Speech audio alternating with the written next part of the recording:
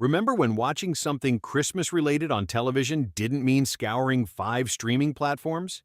There was only one chance a year to see Charlie Brown, Snoopy, and the saddest Christmas tree in the world.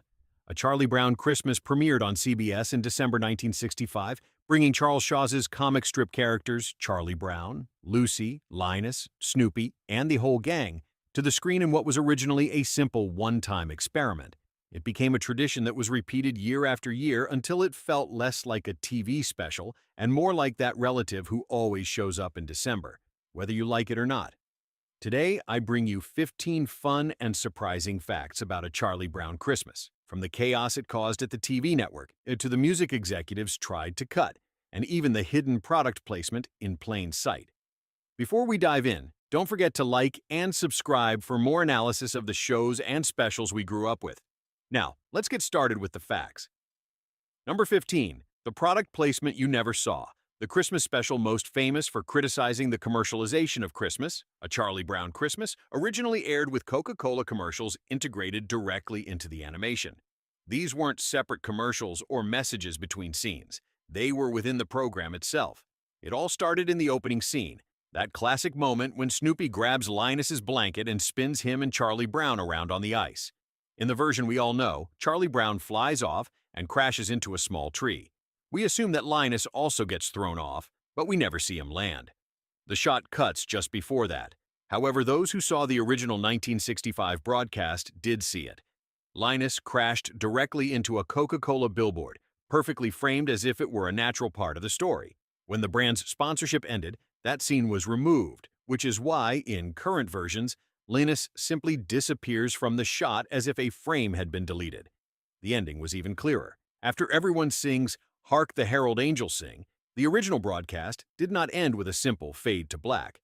Instead, the message, "Merry Christmas from the people who bottle Coca-Cola, very festive and very carbonated," appeared. So, what happened to all that? Coca-Cola ended its sponsorship in the late 1960s, and future sponsors were unwilling to give free publicity to another company. In addition, new FCC rules required a clear separation between content and advertising in children's programs. As a result, shots featuring Coca-Cola products had to be removed, and editors patched up the scenes as best they could. In the end, Charlie Brown wasn't just fighting the commercial spirit of Christmas, he was also battling the literal product placement embedded in his own stage. So ironic that it almost seems like a work of art in itself. Number 14. The star that never spoke. Snoopy goes through the entire special without saying a single word. While Charlie Brown desperately searches for the true meaning of Christmas and a little self-esteem along the way, Snoopy quietly steals the show. He doesn't utter a single word in English, yet he manages to be the most expressive, energetic, and entertaining character in all of A Charlie Brown Christmas. And the best part is that his behind-the-scenes story makes him even more charming. All those characteristic sounds, the barks, laughs, squeals, howls, and that strange sniffle, tear he makes when he overacts, came directly from director Bill Melendez. He recorded himself making meaningless noises and then sped up the recordings until they sounded like the babbling of a beagle in the middle of a Christmas party. The result was perfect, but the most ironic thing is the role Snoopy plays in the story. While Charlie Brown harshly criticizes commercial Christmas, Snoopy enters a Christmas decoration contest to win cash. He puts on a huge show full of flashing lights and over-the-top decorations, as if he were participating in an early episode of a decoration war. Charlie Brown's reaction says it all. "My own dog has gone commercial. I can't stand it. It's perfect." Snoopy is literally the embodiment of everything his owner detests. The animators also loved working with him, much more than with the human characters. Charlie Brown and Lucy's round heads were a geometric headache. Everything had to be exact, which made the animation progress slowly. But Snoopy was pure freedom. He could stretch, shrink, roll, jump, spin, fly. He was like a rubber cartoon character living in a world of mathematical rules. That's why he has the best action scenes, the falls on the ice, the frantic decorating of his little house, and his epic solo dance. Snoopy was the animator's playground, and there's a small detail that almost no one noticed. In the original 1965 version, Snoopy appears singing along with the children in Hark the Herald Angels Sing. His mouth moves as if he were singing the carol, which is adorable. but it completely breaks the logic of the Peanuts universe. That's why in later broadcasts, they corrected the scene so that he simply smiled. Snoopy never overshadows the central message of the special, but he certainly steals every scene he appears in. He is pure charm, pure chaos, and the only dog on television capable of winning a decorating contest and ice skating better than most humans, all without saying a single word. Number 13. Lucy Van Pelt, the queen of bad temper, the unlicensed therapist, the miniature dictator, was not born out of nowhere. Her inspiration came directly from the real life of Charles Schulz. Lucy is based on Doris Friedman, the first wife of the creator of Peanuts. They married in 1951 and were together for almost 25 years. According to friends and biographers, Doris not only resembled Lucy, she was Lucy, strong, direct, with an opinion on everything, and always ready to tell you exactly what to do and how to do it. She was practical, organized, and sometimes a little bossy. She had a clear vision of everything, from household matters to creative decisions. Schulz, on the other hand, was a quiet, introspective man who was averse to conflict. Does that dynamic sound familiar? It's the same one we see between Charlie Brown and Lucy in the comic strips.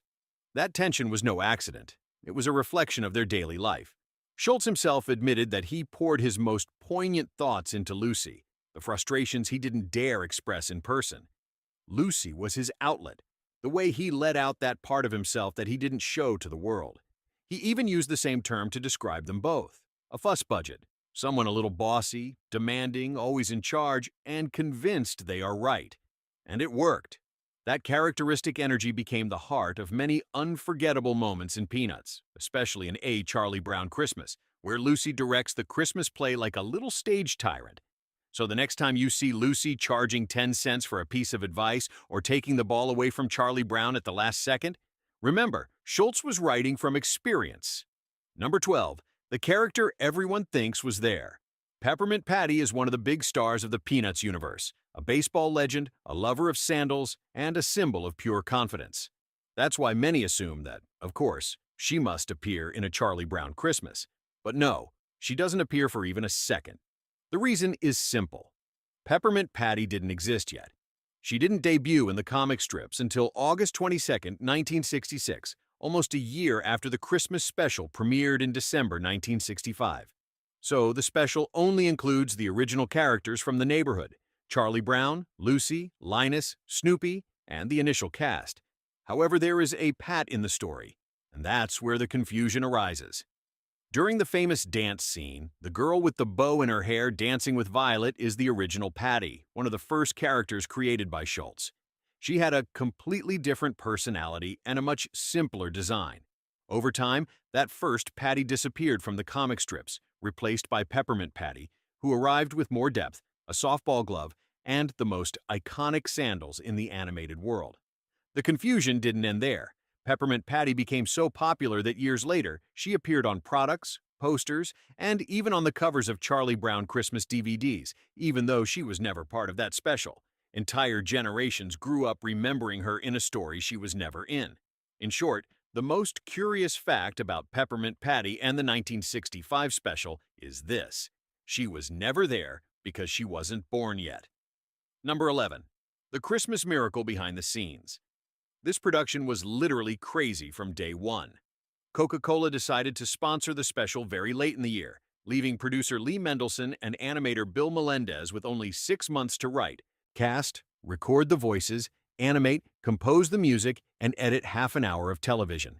In 1965, that was almost like asking someone to carve a statue by hand while running a marathon. Still, they did it. The team delivered the finished special to CBS just 10 days before its premiere on December 9th. In television terms, that's equivalent to saying, "We're going to air it, whether it's ready or not." The remaining 9 days were spent correcting the sound, adjusting the editing, adding music, and praying that nothing would break down at the last minute. The final scene, with the decorated tree and the children singing "Hark the Herald Angels Sing," was completed practically at the last second.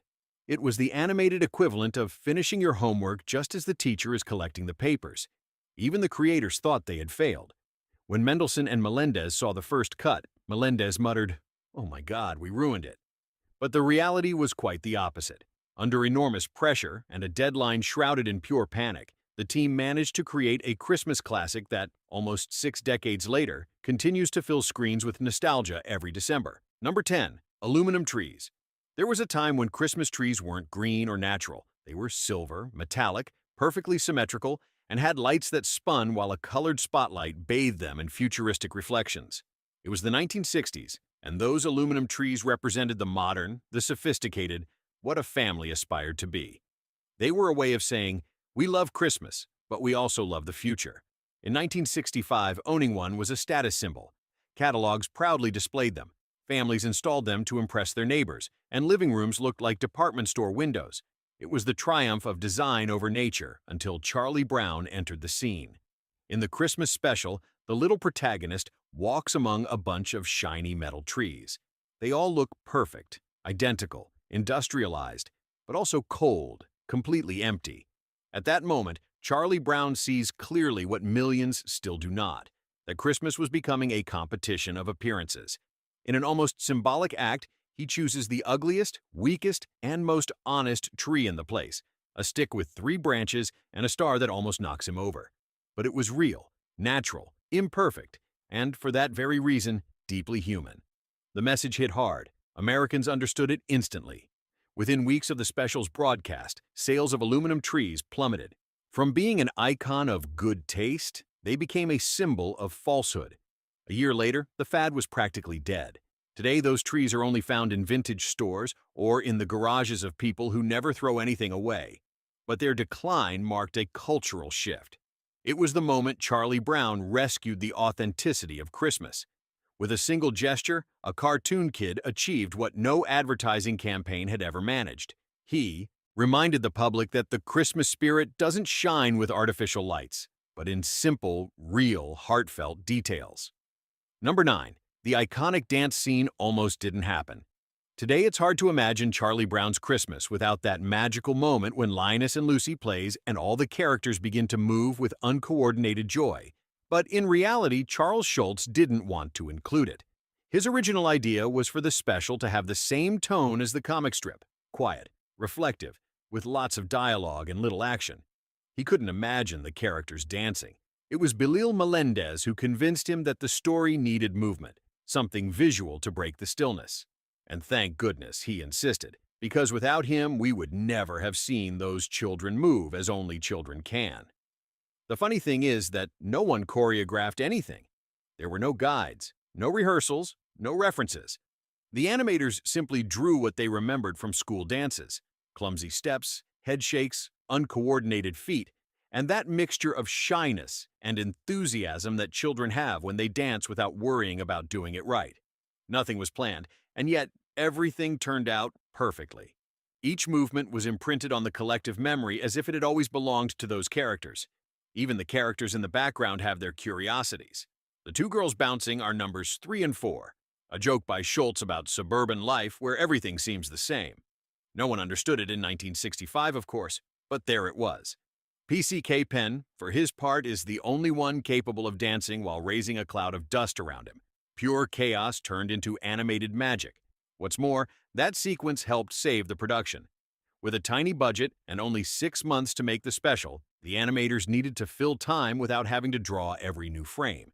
So they created repeated dance cycles that gave a sense of life and rhythm. It was a practical solution, disguised as genius. And that's the biggest trick. Everyone is dancing a little out of rhythm. Vince Guaraldi's melody is syncopated, unpredictable, and difficult to follow for anyone who isn't a musician. But those little missteps make the scene feel more real, more childlike, more honest. It's the kind of imperfection that conveys truth. What started as a simple attempt to save time and add some movement ended up becoming one of the most beloved and parodied scenes in the history of animation. An explosion of improvised joy that captures exactly what childhood is: energy, disorder, and a rhythm of its own that needs no one's approval. And every time that piano plays, it's impossible not to move, even if it's just your shoulders a little. Number 8. At first, A Charlie Brown Christmas was not meant to be a classic. It was going to be something modest, a small animated experiment made with almost no expectations, a nice special that would air once, receive a few reviews, and then disappear into oblivion. No one at CBS or on the creative team imagined that they were about to change the history of television forever. Before 1965, animated programs were ephemeral. They aired once, were enjoyed in the moment, and then were gone with no chance of ever seeing them again. There were no reruns, no VCRs, no second chances. They were fleeting, disposable events with no emotional continuity for the audience. But when A Charlie Brown Christmas premiered, something changed. The special was an immediate success, an unexpected phenomenon that moved audiences far more than the network had imagined. Suddenly, CBS realized it had something bigger than just a program on its hands. It had a ritual. They decided to make it an annual broadcast, which was revolutionary in the 1960s. At that time, if you wanted to watch something, you had to be in front of the TV at exactly the time it was broadcast. There was no option to pause, record, or rewind. That's why every December, families organized their routine around that one event. It was marked in the TV guide with a red circle, as if it were a doctor's appointment, but one that everyone wanted to keep. Homes were filled with the sound of Vince Gualdi's piano and Charlie Brown's shy voice, wondering what Christmas really means. That was the birth of what would later be known as appointment television, the kind of program that brings audiences together at the same time, year after year, and transforms a simple broadcast schedule into a family tradition. CBS saw the impact and understood it very quickly. A good animated special was not filler in the programming, but an emotional goldmine, something that could be repeated without losing its magic. Soon, other networks imitated the model. Rudolph the Red-Nosed Reindeer, Frosty the Snowman, and The Grinch Who Stole Christmas arrived. They all followed in the footsteps of that melancholic boy who chose the smallest and most sincere tree in the lot. Together they turned Christmas television into a genre of its own, a kind of shared ritual that is repeated every year, almost like an act of collective memory. Today, we no longer wait for the TV schedule. We just open an app or a platform and select the special whenever we want. But even though the screens have changed, the excitement remains the same. That moment when the tree lights illuminate the room and Linus and Lucy begins to play still transports millions of people to the same place, to the memory of a simpler, more sincere Christmas. Number 7. The most famous dog in animation history did not always live in a red house. In A Charlie Brown Christmas, Snoopy doesn't have that iconic red house that we see today on mugs, t-shirts, Christmas decorations, and movies. In the first Peanuts television special, his house was blue, and it wasn't a mistake. It was a deliberate decision. In the original comic strip, Charles Schulz never assigned a specific color to Snoopy's house. This gave the animation team complete freedom when they brought the Peanuts universe to color television for the first time. But there was a problem: the color red. In the 1960s, color broadcasting was still in its infancy. Red was a technical nightmare. On televisions of the time, it tended to bleed, distort, or look like a ketchup stain on the screen. So the animators decided to play it safe and chose a more stable, cool blue tone that contrasted perfectly with the snowy backgrounds of the special. During that 1965 special, Snoopy's blue house became an essential part of the winter aesthetic of the Peanuts world, simple, serene, and perfectly integrated into the white landscape. But when the next specials came along, such as The Great Pumpkin, Charlie Brown, and A Charlie Brown Thanksgiving, the color changed for good. Red became his identity, and with the rise of merchandising, that intense shade became forever etched in popular culture. Since then, Snoopy and his red house have been inseparable. They appear together on toys, posters, movies, and any object bearing their name. But in television history, his home was born blue, a small, almost forgotten detail that reveals a lot about the experimental beginnings of color animation. Number 6. In the weeks leading up to the premiere, producer Lee Mendelson couldn't sleep. He was convinced that A Charlie Brown Christmas was going to be a monumental disaster. He paced the halls of his office, reviewing every decision that, according to him, would seal his professional ruin. The special was slow, introspective, lacking the visual flashes and chaotic energy that dominated children's television in the 1960s. But what tormented him most was the jazz soundtrack, too elegant, too strange for a Christmas program. However, on December 9, 1965, everything changed. The special aired, and in just half an hour, the entire United States fell in love with Charlie Brown. The melancholic tone, sincere warmth, and simplicity of the story struck a chord that no one expected. Critics praised it, families loved it, and CBS realized it had a treasure on its hands. What seemed like a sure failure became an instant cultural phenomenon. In 1966, the miracle was confirmed. A Charlie Brown Christmas won the Emmy Award for Best Children's Program. Lee Mendelson and animator Bill Melendez took the stage alongside Charles Schulz, and it was Schulz who delivered the perfect line straight from the heart of the comic. Charlie Brown isn't used to winning, so we thank you. Short, honest, unforgettable. Shortly after came the Peabody Award, which highlighted the tenderness, sensitivity, and emotional realism of the special in a medium dominated by exaggeration and noise. Those awards not only validated the team's work, but also proved that success was not a matter of luck. Number 5. Linus's blue blanket is almost another character in the Peanuts universe. He carries it everywhere, sleeps with it, defends it from Lucy as if it were a treasure.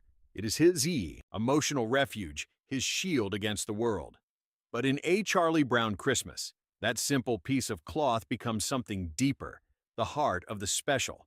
It all happens at Charlie Brown's lowest point. Overwhelmed by an empty Christmas, consumerism, and his own sadness, he ends up exploding. Is there no one who knows what Christmas is all about?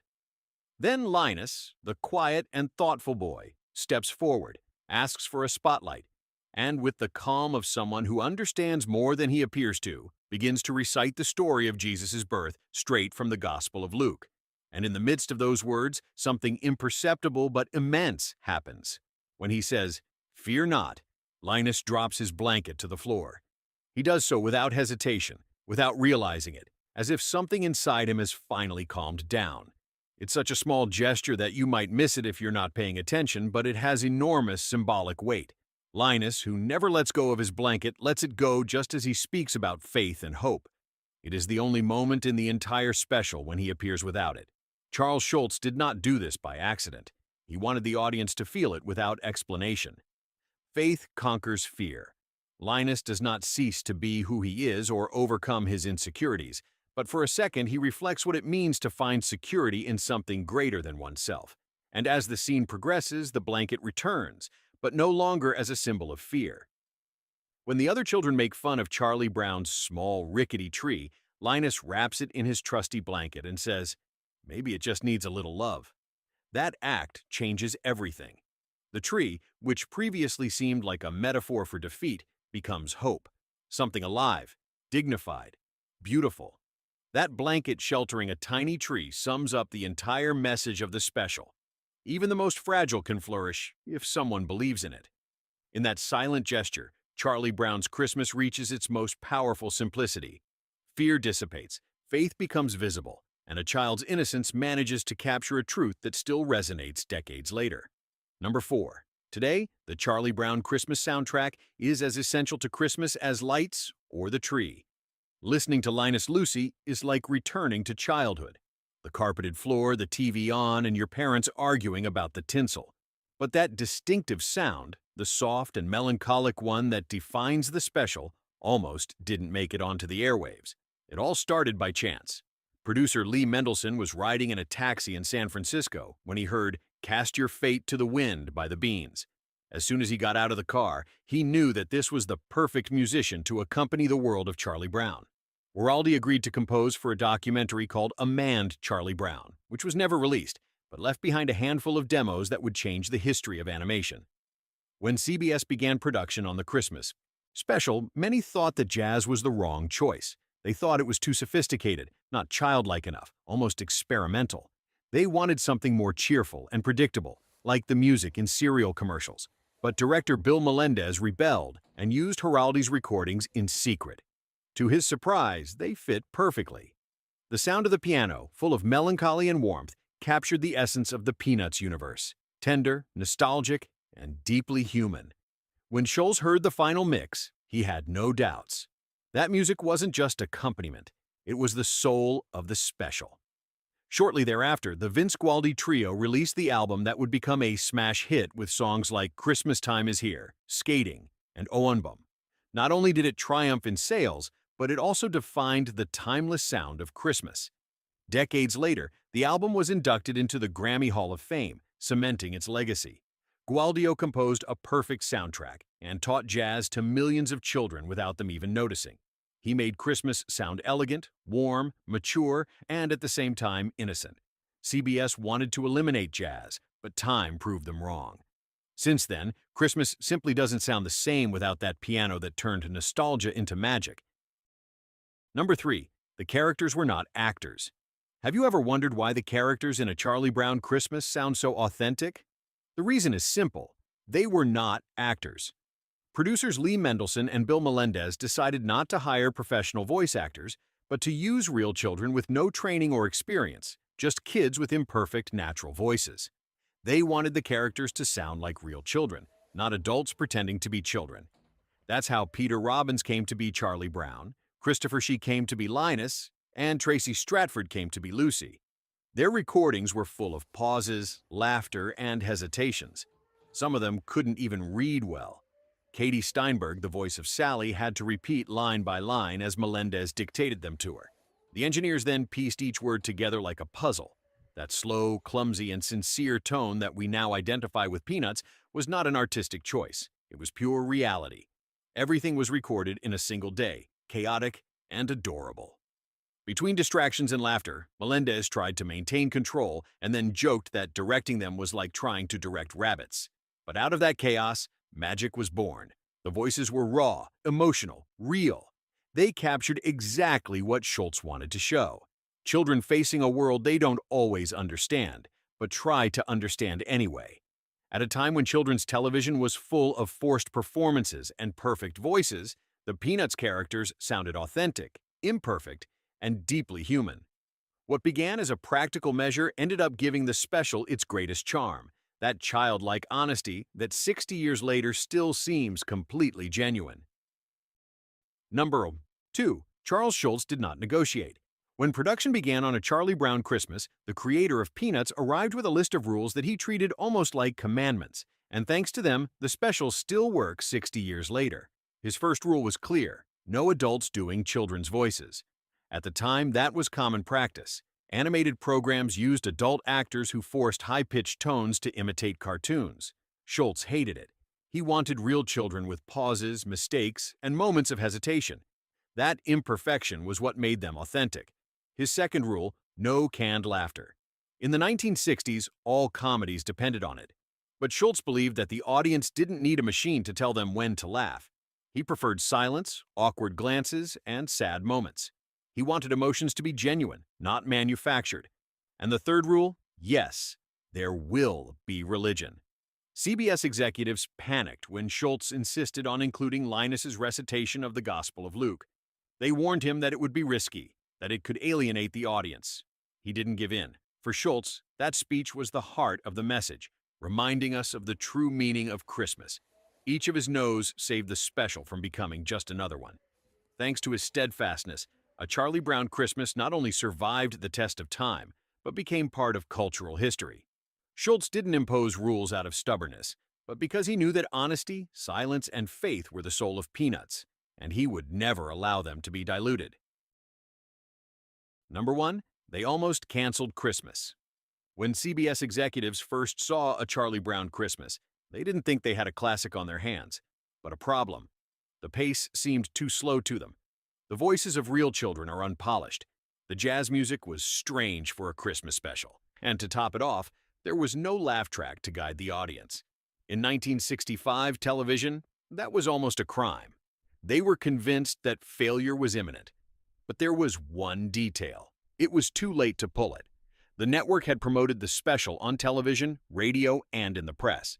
The sponsors were committed, and the Christmas schedule couldn't be rebuilt at the last minute without causing even greater chaos. Canceling it would have been publicly admitting that they had spent weeks selling something they no longer believed in, so they had no choice but to cross their fingers and air it. What happened next went down in television history. Nearly half of the country's households turned on their televisions to watch it, and the special became an instant hit with audiences and critics alike. It won an Emmy and a Peabody Award, and suddenly that mistake became the pride of the network. CBS, which at first thought it had ruined Christmas, ended up embracing the special as if it had always believed in it. Sometimes not having a plan B is just what makes a Christmas miracle possible. Before you go, tell me in the comments, Which of these facts about A Charlie Brown Christmas blew your mind the most? And if you also grew up watching it every year? And if you like these kinds of nostalgic deep dives into classic specials and retro series, subscribe now and turn on the bell so you don't miss out on future trips down memory lane to the TV shows we grew up with.